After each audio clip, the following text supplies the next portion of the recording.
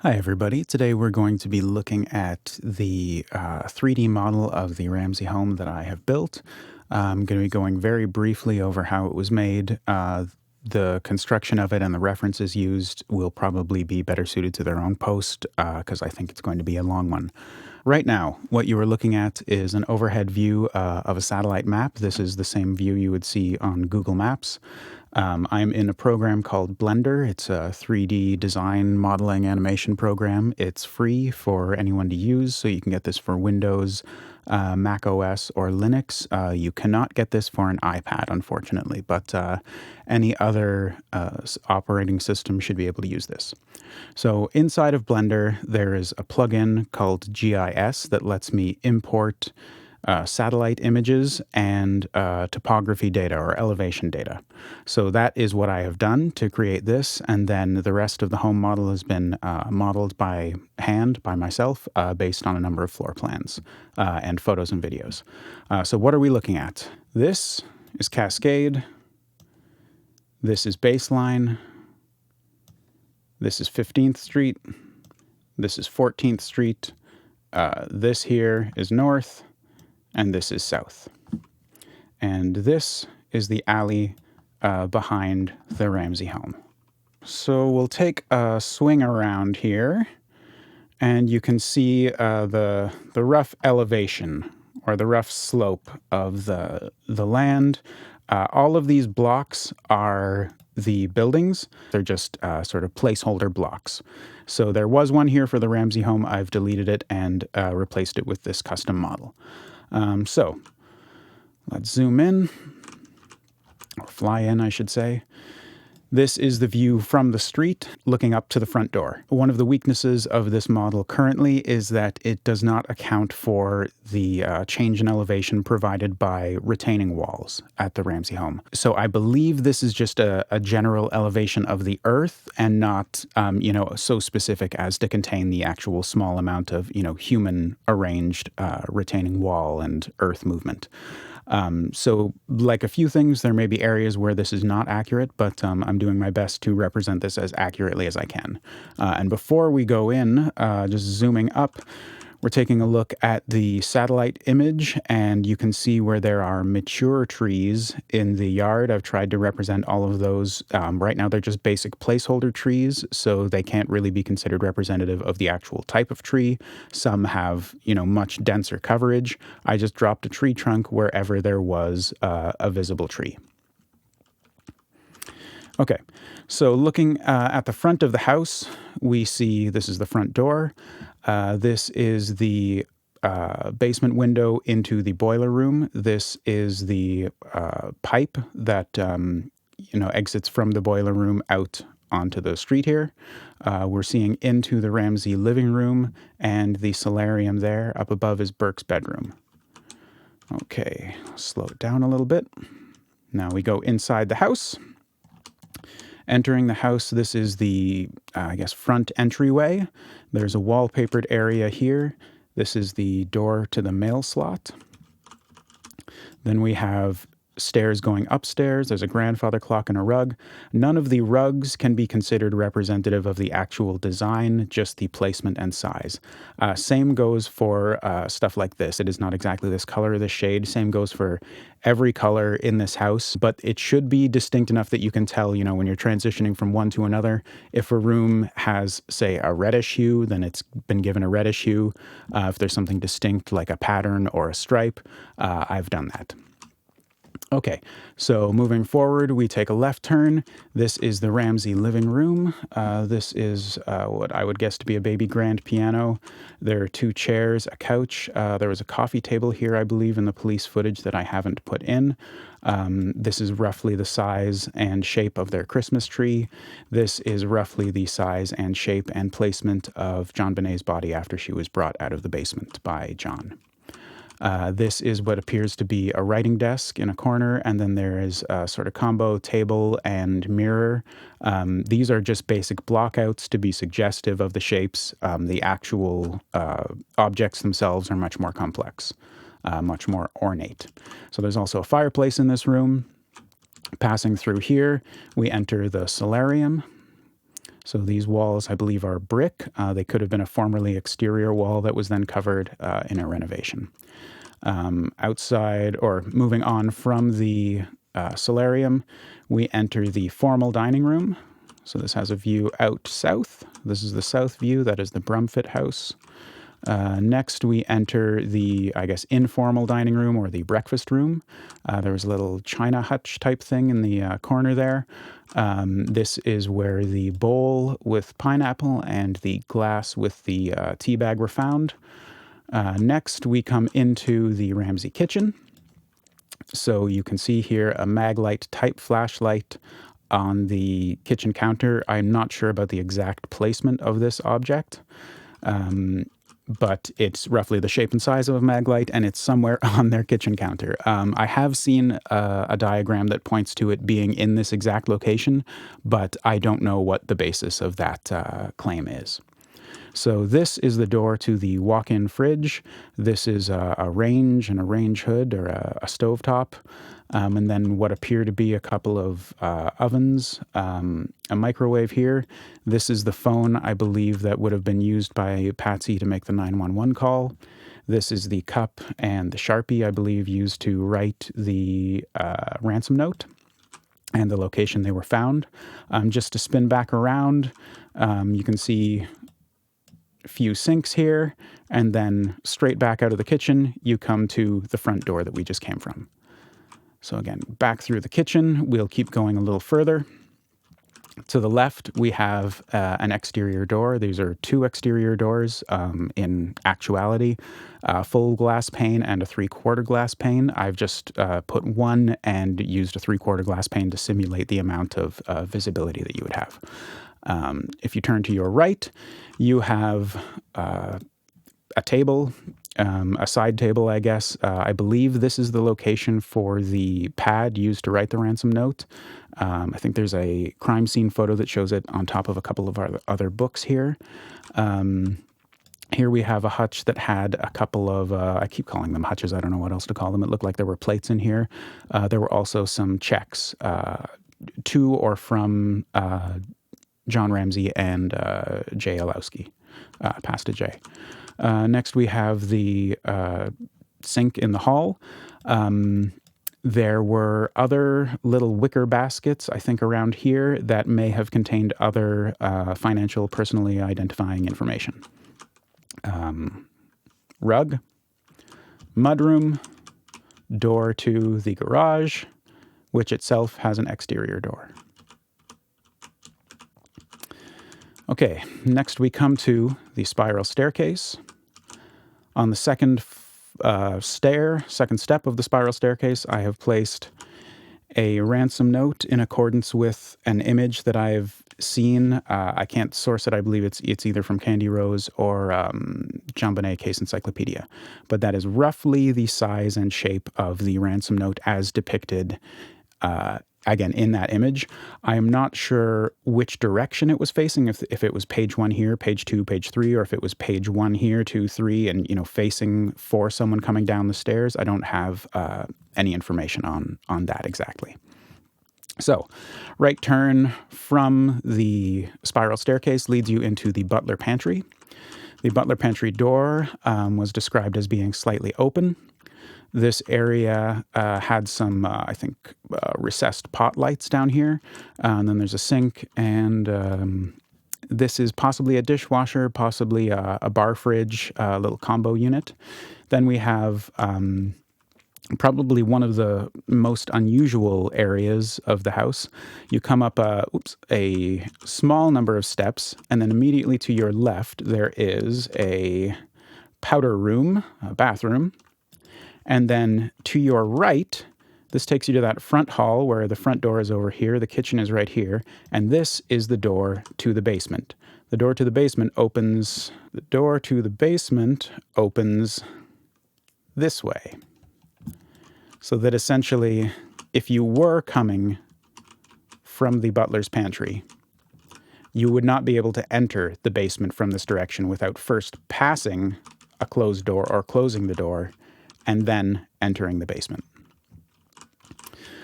Before we get to the basement. Let's see, anything else on this floor? This is a den, another sort of living room area. I have some floor plans that describe this as John's study. I have others that put John's study upstairs. And still others say that that area upstairs is a dressing room and not a study. So we go upstairs first. We'll go up the spiral stairs, twisting around into the laundry area. So there is a sink over here. There was an ironing board displayed here in the crime scene footage. There's a combo washer dryer behind a little closet door there. A window facing the Gibbons house. And next we have, we'll go into John Andrews' room first. This is John Andrews' room, or Patsy's chemo recovery room. This is representative of the bed and the ruffled bedspread or bed skirt. Next up we have JonBenet's room. So a lot of JonBenet's stuff was hand painted, it looked like, a lot of custom stuff. So again, a lot of these things are simple blockouts to represent the position, the size, the scale of some of these things. This was a white dresser. She had, I think, a painted bedside table, and then the mirror may have been on the wall. This is a large dollhouse. This is a triangular cabinet that was filled with trophies and tiaras and stuff. Might have been a combo TV VCR. I'd have to look again. I think I put it in there just because there were stacks of VHS tapes on either side. This is her Christmas tree. This is the bed that she was sleeping in. This is the other bed. This is the approximate location of the Santa bear. This is the door leading to her balcony. This is a view from JonBenet's balcony. Let's see, you'd be looking west here. So you can see into the alley. You can see we're still on the balcony. You can kind of see a little bit of the driveway there. So back through, there's the bathroom. I have not finished modeling the bathroom. So there's a handful of areas that are just slightly less complete or incomplete. So this is a set of stairs leading up to just outside of John and Patsy's bedroom. So the bedroom is right there, and you can see there's little things like that, little errors that crept in. Okay, so those are the stairs that lead up to John and Patsy's room. Next over we have a door overlooking the south entryway. So below us is the door that leads to the spiral staircase. Next up we have the kids' playroom. There is an exterior door here onto the balcony that is outside of Melinda's room. Next up on the left, we have a bathroom that I have not finished building. Next up, we have Melinda's room, and I don't believe I have any information on what this room looked like contemporary to the crime. I believe the only one I have is the Ollie Gray Lou Smith video taken in looks like the summertime after the crime. Next up, we have Burke's bedroom. Again, a little bit more work needs to be done in here. And just outside of Burke's bedroom, we have stairs going down that lead you to the front door, front entryway, and stairs that go up to John and Patsy's bedroom. So this is the third floor of the house. This is John and Patsy's master bed. I'm missing actually a couple of windows now. I just realized there should be one here and one or possibly two in this wall. They have a fireplace in their room. There's a bunch of other furniture, etc. in the room that I just haven't put in yet. There's also a small door here that leads into a little, I guess they call it a storage area, but it just seems like a little kind of room that you would have a hard time getting in and out of. So again, those are the stairs that lead down to Burke's room. We go outside of their bedroom. These are the stairs leading down to JonBenet's room. Here we have the room alternately described as John's dressing room or study. And then we have another bathroom. Next, we have another bathroom with an exterior door that leads to what appears to be just an open area of roof. Some floor plans have that listed as a closet, but I believe from photographs it is actually an exposed area of roof. This area here is referred to as Patsy's dressing room. Next, we go, back down. Okay, so we have been through third, second, we've been through the first. It's time to go to the basement. Actually, for the sake of argument, out the door. I believe This is the door that the pry marks were found on. If you turn to your right, you can potentially see this is another area where, again, pinch of salt, because I've done my best to represent size and scale accurately, but, you know, time would tell. You could potentially see into here, you could potentially see a broken pane of glass if you were attempting to gain entry here and you turned to your right. So, if we assume the loose Smith theory to be true, then we go down into the grate. There's a little bit of room here, not a ton, obviously. In through the window, that is approximately the size, shape, and location, not exact, approximate of the American Tourister suitcase found underneath the window. This area here is the elevator shaft with the locking, self-locking door, and there were signs of damage around here. This is another area that I will have to update. This is the train room table. It had a train set on it. This is the cover entryway to the crawl space. So something that I didn't realize is that there were bulkheads, so these large protrusions coming out in front of both the entry window there and the crawl space. So I feel like it would be very difficult to get into or out of the crawl space without leaving some sign either on that or on the wall or beneath the wall. So I know there's the report of the canvas bag found in there. I believe this cover was screwed on, held on by screws. You would need some type of tool to gain access to it. So whatever that means, I just thought it was interesting that the crawl space was in this location. Next up, we have closet that was used to store presents, wrapping paper, just kind of miscellany. Next, we have the downstairs bathroom, along with the window out, the one that they said this is where the footsteps were potentially on the toilet. This is an area where there could potentially be a discrepancy between my model, my toilet, and the space here might actually be much smaller than it appears right here. I would have to go back and, kind of do another pass on that. So location of the window is accurate in terms of the outside. The distance between the window and the toilet may not be. So that is the downstairs bathroom. Over here, we have a downstairs closet storage area. This is the area that had a number of wires sticking out of it. Next, we have a basement laundry area, so washer, dryer. This is the basement phone. It was actually located over here on a shelf. I just haven't, again, added that particular shelf in yet. There was a sink located over here. Next up, we have a shower. And next in this room here, again, still needs a little more work. There was a window up here, a closet over here. I believe there was a second window in here as well, but they were the ones that were described as being cemented over or covered up. So I believe there was no exterior access, but I think there was a report of one of them having a duffel bag that was not recognized by the family. So coming out of here, I don't have doors on all of these. There may have been, I think there definitely was a door there. There may have also been another door there. It may have been left open. But again, this is still a bit of a work in progress. Next, we have, I guess, one of the final areas. This is the boiler room. So I have placed a door here. I believe there was a door in this location, but there was something on the video that I was watching saying about a door being removed or added later, and I wasn't sure if this is the one that was being referred to. So in the Loose Mid-Ollie Gray video, this is depicted as having a door here.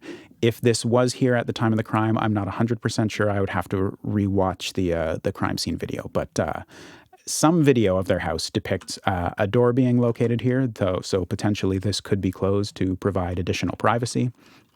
Next up, we have the location of the cellar door. Above it is roughly the location of the wood block. This would be turned to allow you to get it out of the way. So yeah, twisted. then you could access. There is a handle on the door, not necessarily the style of handle, but I believe the handle just didn't work or didn't, go into anything. There is a report of a handprint on this door. I believe that refers to the inside of the door, not the outside.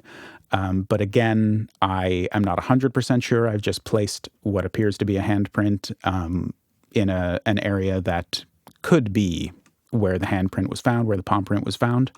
And I have been saying handprint, I mean to say palm print. This is the location of the stain on the basement carpet, where people theorize may have been the location that JonBenet died.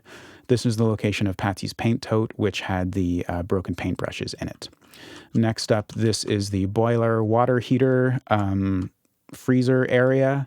There are a number of screens for their many, many windows stacked up there.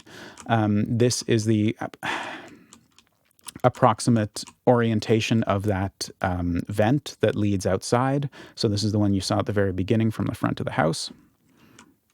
And then the final spot, or actually not quite final, but this is the cement room where her body was found. This is, as far as I can tell, approximately where the blanket was placed.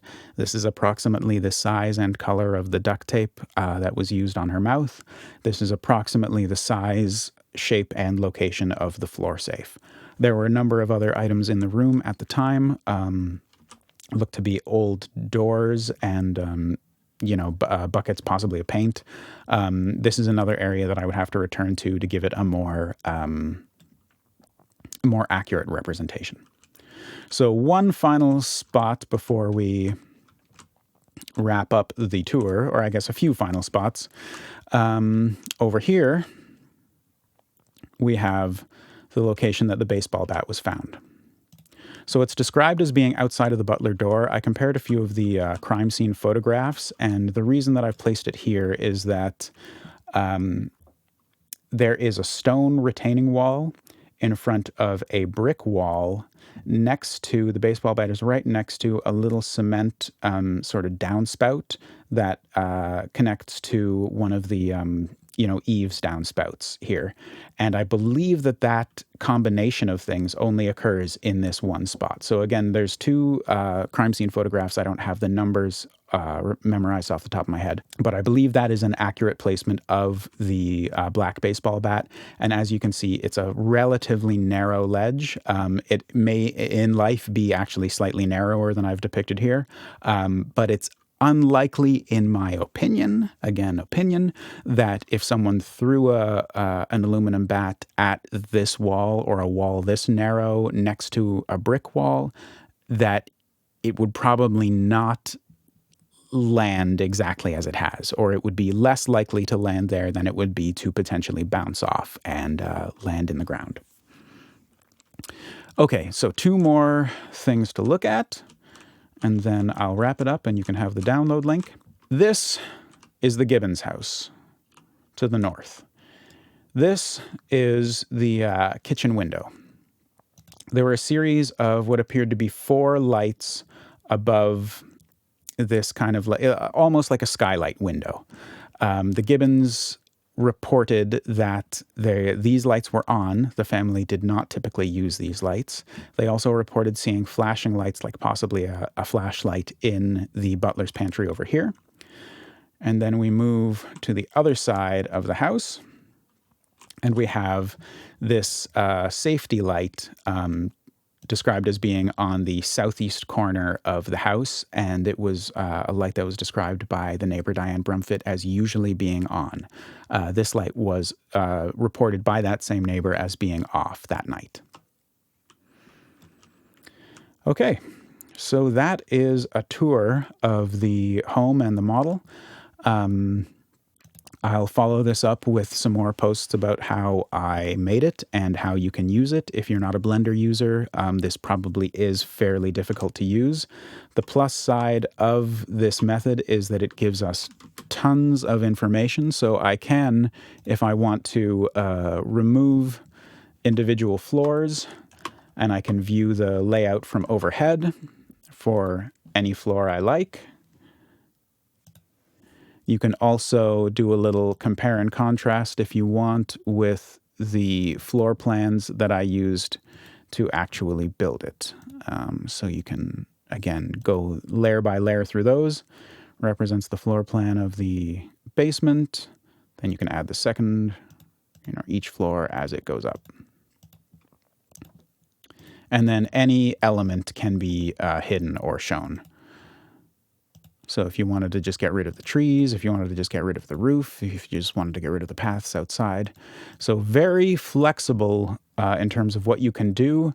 But again, Blender is a huge program, and if you are not a particularly techie person, this may be a little overwhelming. So I will do my best to come up with a solution, either in the form of a tutorial how to use this, or possibly an easier to use form, like if I could just upload it to some web page and you can just go on the web, you don't have to download anything.